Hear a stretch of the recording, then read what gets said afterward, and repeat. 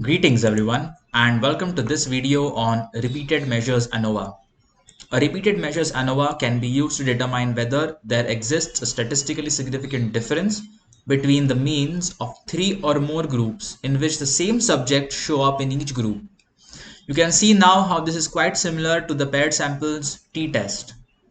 So in this data set we have, which is fictional and quite humorous, we are provided with the number of seconds before celebrities retch while eating disgusting food. Each celebrity consumed 4 different kinds of disgusting items, and the time taken is measured in the same subject, and a total of 8 subjects are analyzed.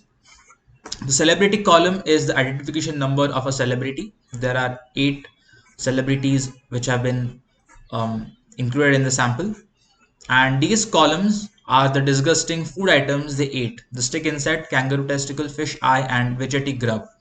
And these values are the number of seconds they took before they retched.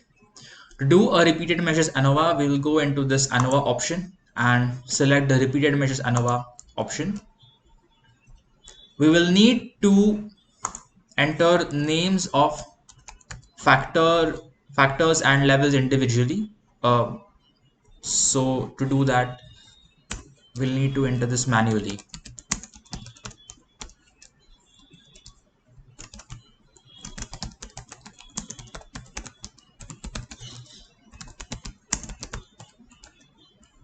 Sorry, level 4.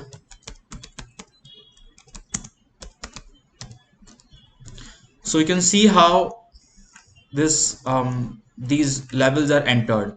So we will now just select stick insect and put it into the stick insect box.